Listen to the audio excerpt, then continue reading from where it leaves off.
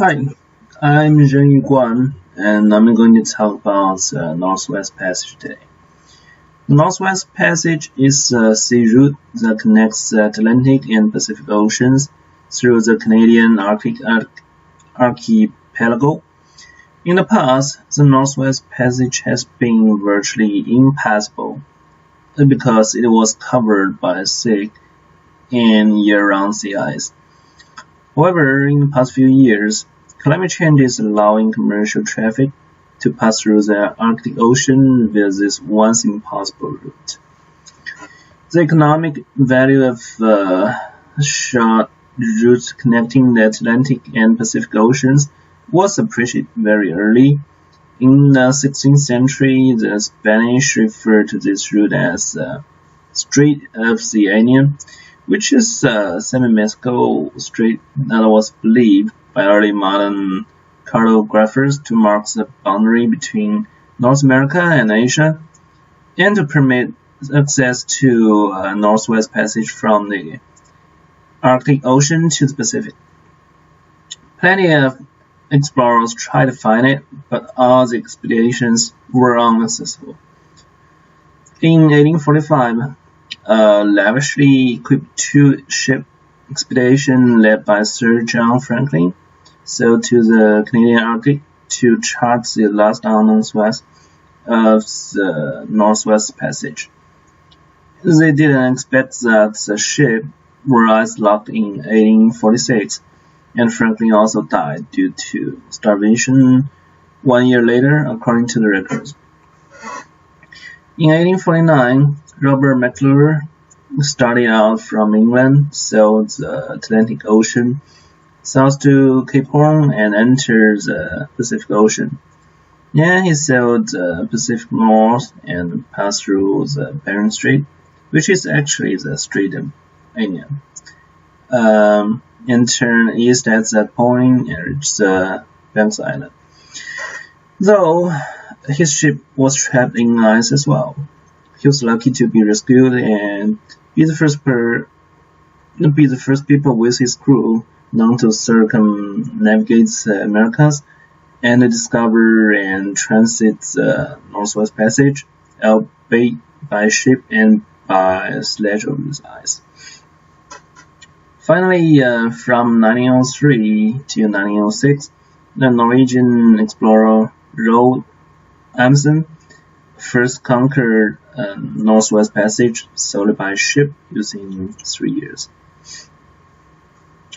And the difficulty to conquer Northwest Passage is actually decreasing through the years.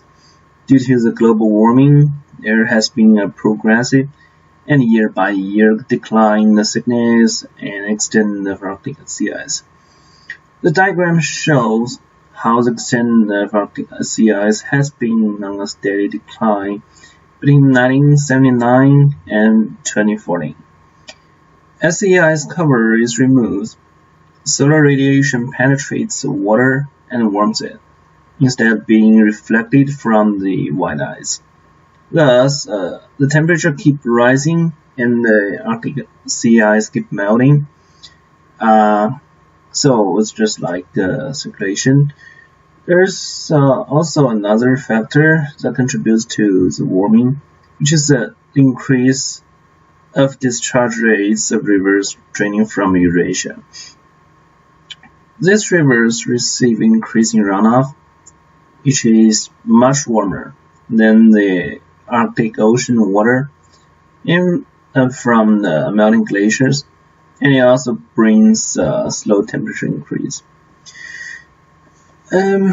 Because of melting of the ice, the Northwest Passage is able for ships to navigate all through. In 1957, 3 United States Coast Guard cutters, Stories, Rumble, and SPAR, became the first ships to cross Northwest Passage along a deep draft route.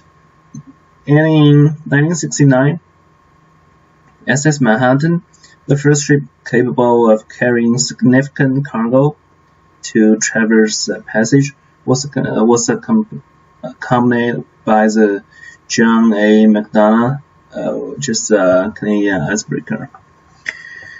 After cargo can be shipped through Northwest Passage, the controversy on the ownership of the passage is presented in people's view. All routes through the Northwest Passage pass between the islands of the Canadian archipelago. On that basis, Canada claims the route as Canadian internal waters. However, the United States military has sent ships and submarines through the passage without notification to Canada, based upon the philosophy that the passage is an international water. And this is one of many issues in who owns the Arctic Ocean question. And what do you think about it? And the potential benefits of clear Northwest Passage are significant. Ship routes from Europe to Eastern Asia will be 4,000 kilometers, which is also 2,500 miles shorter. Trade will be more convenient. For example, Alaskan oil could move quickly by ship to ports in the eastern United States, and the vast mineral resources of the Canadian North will be much easier and economical to develop and ship to market. Commercial use of the Northwest Passage is very important, since billions of dollars in transportation costs could be saved each year if the passage remains open and reliable for a few months of the year. There will also be time and energy saving. The setup of the shipping routes through Northwest Passage will also facilitate Canada's development of northern lands, and so on. And that's it. Thank you for listening.